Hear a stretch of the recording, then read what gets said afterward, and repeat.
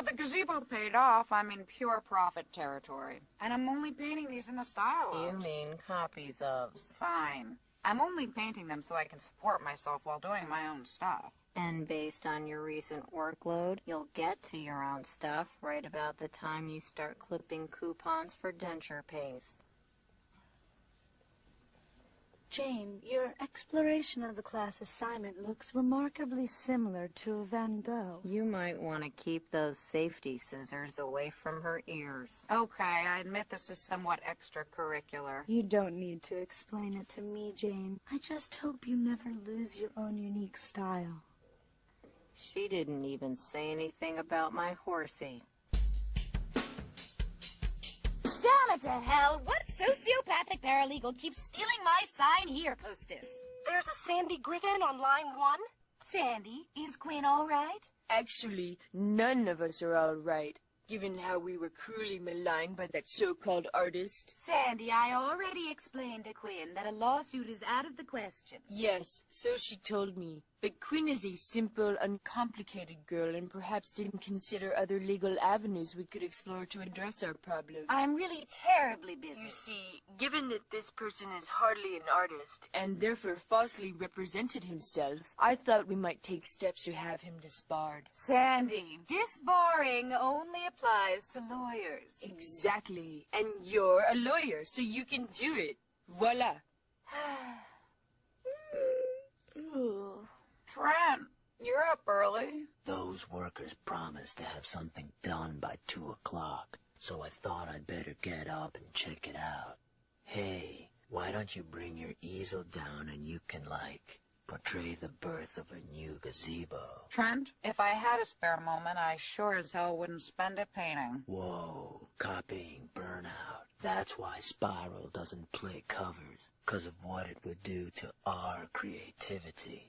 And the ironic thing is, I am as free as a bird. Good for you, Trent. Stay true to your art. I'm sure you'll always have the negative bank balance to prove it. Hey, Janie, I'd rather balance my artistic statement than my bank statement. What? I don't know. I thought I had something there. My arm's getting tired, damn it. It never used to. What's more heartless than pilfering a roll of toilet paper? Transforming it into a roll of 20s. The squeezably soft counterfeiter next on Six Ed World. Counterfeiting. Hey, this doesn't go with the house. What about my resale value? Look, pal, that's why I rent.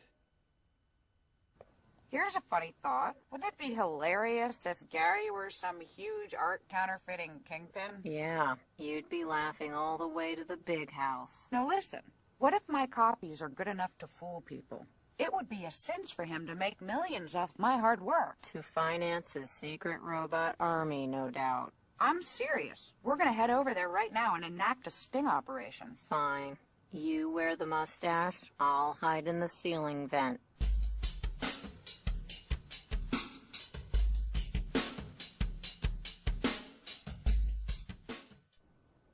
Here's the plan. There's an invoice book behind the counter that should tell us who bought my last painting. But you have to distract Gary while I'm grabbing it. And just how am I supposed to do that, Mr. Phelps? You'll figure out something. Use your womanly attributes. Gotcha. I'll give birth. That'll work. Hey, Jane, how's that dolly coming along? I think I can pre-sell it. Great, great. Gary, this is my friend Daria. She's very interested in art recreations. Yes. I am very interested in art recreations. Although, gee, they look so simple, as if anyone could do them. Nothing could be further from the truth. Let me show you. Why do people yearn to see great paintings for themselves when they can just look in a book? Paper cuts. Color, texture, vibrancy, the palpable energy that comes from being in the presence of the work itself. Thanks for clearing that up, Gary, but we really need to be going. Oh, I know what I wanted to ask you. Can you do O'Keefe? The guy who bought your last painting, Steve Taylor, wants one for his wife's birthday. Uh-huh. Our clever subterfuge has unearthed the truth. Steve Taylor bought my last painting? He's a regular customer. You know him? Lawn jockey with lantern. Think it's the original Rodin or a copy? Go on, laugh now, while you can. Jane, Daria, what are you doing here? You don't want to hang out, do you? Is your father home? We have some questions about his art collection. Oh, why didn't you say so? I know all about my dad's art. He says I was born to be an art pointer girl. Kind of like that Sister Wendy on TV. This is an umbrella holder made out of a real elephant's foot. Where's the rest of the elephant? Huh? There's no elephant here. Don't worry. I'm sure the hunters gave him a prosthetic foot and let him return to his family. Gee, I hope so. This painting is of a lion with some dead animals. Brittany, does your dad have any art that isn't from or about dead beasts? Oh, sure. We have a new picture by a really famous artist in the family room.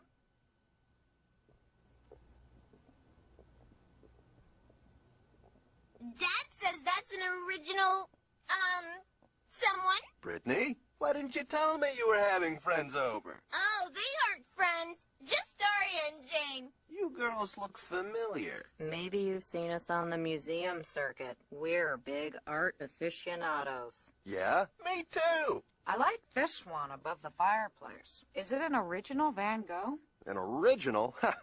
I'd need to be a billionaire. No, I found a great gallery that's got a bunch of hacks churning out copies. They're really pretty decent for the price. Decent? Well, yeah. I mean, nice brushwork, don't you think? Except for this spot here where it gets kind of lazy. But you get what you pay for, right? Yeah, what you pay for. Say, if you girls want to see something really impressive, you ought to check out my trophy room. I just got my emu head mounted. Dad, did that three-legged elephant learn to walk again? Huh? You want to talk about it? No. Geez, Daria, even a cheeseball like Mr. Taylor can tell I'm a hack. Lazy brushwork, he said. Coming from a guy whose home is decorated an early petting zoo, I wouldn't worry about it. But he was right, damn it. Hey, Gary can't keep your paintings in stock. You're a star copyist. You've been painting your butt off.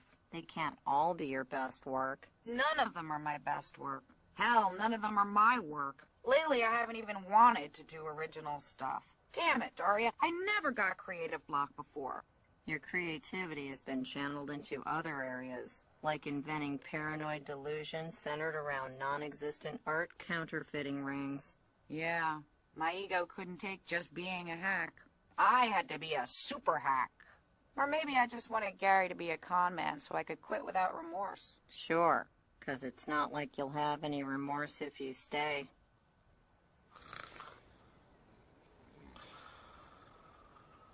Trent, you were supposed to get these guys to finish the job today. It was just too hard yelling at them, Janie. When I look in their eyes, I see myself. Okay, look. I almost went nuts working to pay you slouches. So here's the deal. If you want to see 1 red cent of your money, you have precisely 4 hours to finish this stupid gazebo and get the hell out of here. But, ma'am, there's no way to finish in that time. We're only 3 people. Funny. I count 4. Oh.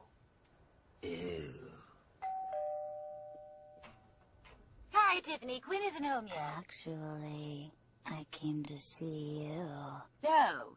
Well, I'm just in the middle of an Do enormous... you know what it's about? Tiffany, I already explained. Caricaturist. Look, Tiffany, you can't sue the caricature artist. Nor can you have him disbarred, deported, imprisoned, or grounded. Do you understand? Of course, you don't have to yell. You're right, Tiffany. I'm sorry. We need someone to break his fingers, like on that show about those guys. So Gary took your resignation in stride? He said his door's always open if I change my mind. But between us, there's something fishy about that door. I think it's a counterfeit. Whoa. You know, maybe I will do a painting of the gazebo. I can call it Descent into Madness. Or gazebo. Good thing Spiral's still traumatized, 'cause I think I'm too sore to play. What are you guys doing out here? Mom, Dad, you're back early. Our hotel broke off the mainland and floated away. Hey, it might not be safe to sit in there. We're risk takers. We really should tear down that ugly thing. Yeah, only country house phonies have gazebos these days. But Wynn said this was your naming gazebo. Wynn said what? Wait, I remember. Years ago, he wanted to change his name to Ronald. We made up that story so he'd appreciate the name we gave him. Ronald. You can see we had no choice. Tell you what, as soon as I unpack, Trent and I'll grab some axes and chop this gazebo up into kindling. What do you say, son? I'm gonna kill Wind. So that caricaturist is gonna get off scot-free? It sickens me, Quinn. The criminals have more rights than the victims. You should at least burn the picture so no one ever sees it again. I should burn it? I thought you had it.